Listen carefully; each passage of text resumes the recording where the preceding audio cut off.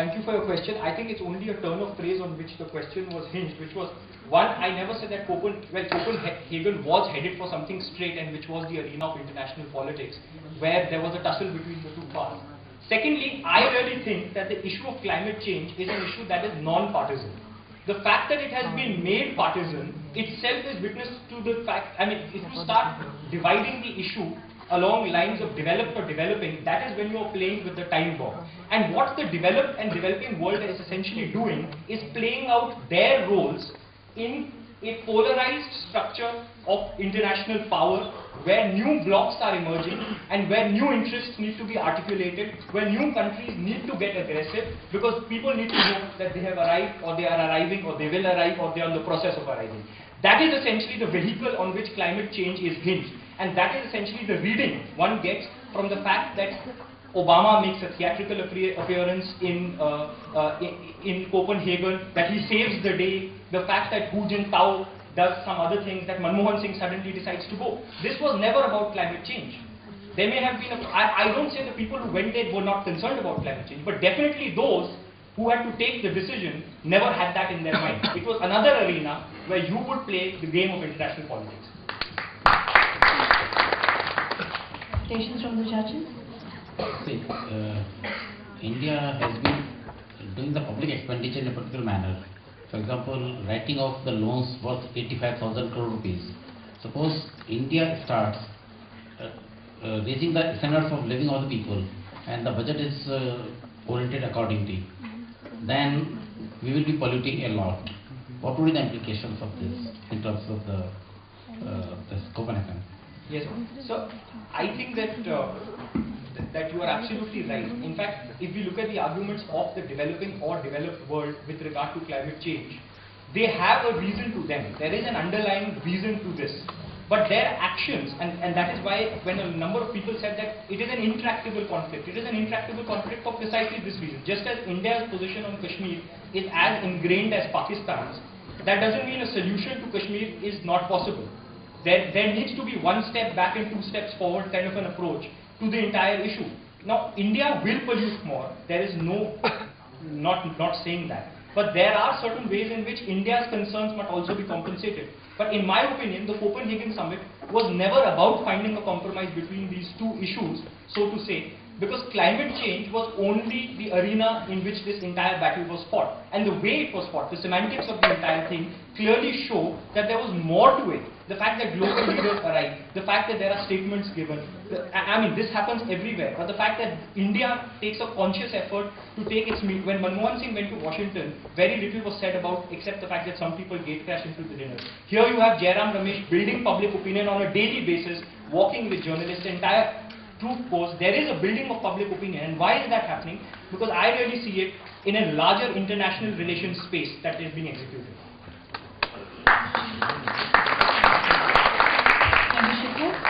I invite Team D participant Ajitesh to speak against the topic.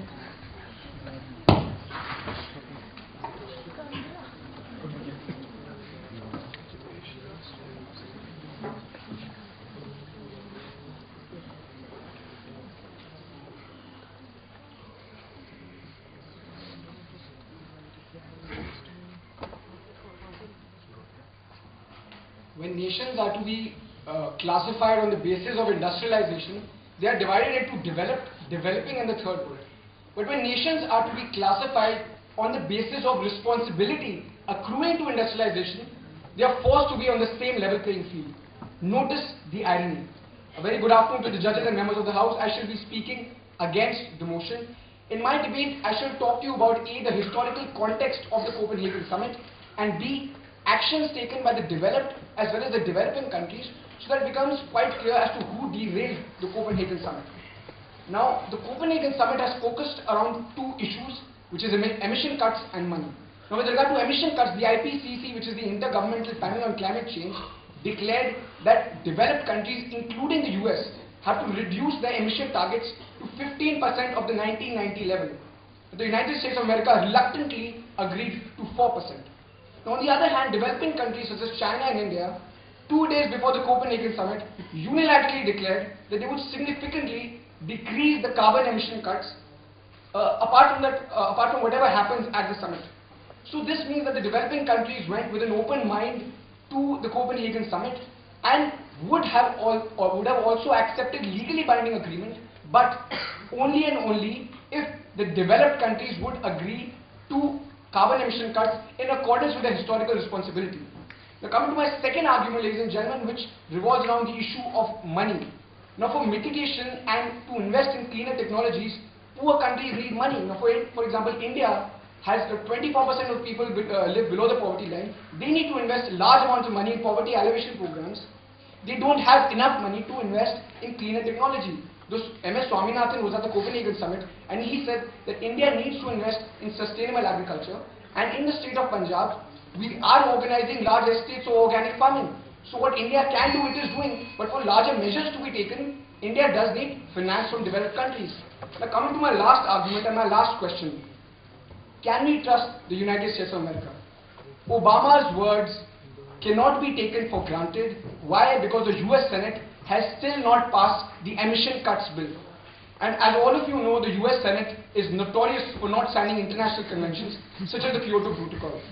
So the larger issue is this accord which we have got. I would actually like to believe Jairam Ramesh that we have a very good deal, but we need to wait for action to be taken by the developed countries. So the larger issue here is that the derailment of Copenhagen summit was not done by developing countries, but developed countries could have done more to ensure a significant change in the process at the Copenhagen summit. I rest my case. Time taken 2 minutes 54 seconds. Refutations? Ajitesh, you made this particular statement wherein you said there's developing and missed out the transition, but rather replaced it with the developing as similar as bracketed third world. Howsoever, you did mention something like 4% of reduction of the carbon emissions in US, whereas compared to about 15% of the target in other places. That was the one that they agreed to. That was your statement.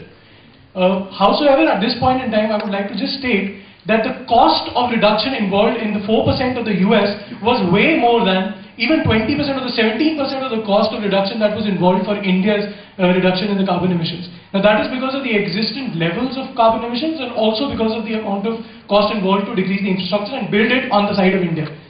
The question basically is that given the fact that the commitment for this particular factor as far as the money input has come, the monetary input from US has been far greater than the amount of money that is being spent from any other state. How exactly do you justify that despite the US's commitment to Bali Action Plan, where they propose aid to developing countries, you still go on to say that they could have done even more? How much more could a person actually shell out of his pocket in order to ensure that you do your job right? So the first question is actually a factual question which you didn't hear correctly. What I was trying to say is that the IPCC declared that the United States needs to reduce carbon emissions to 15% of the 1990 levels, but it has unfortunately agreed to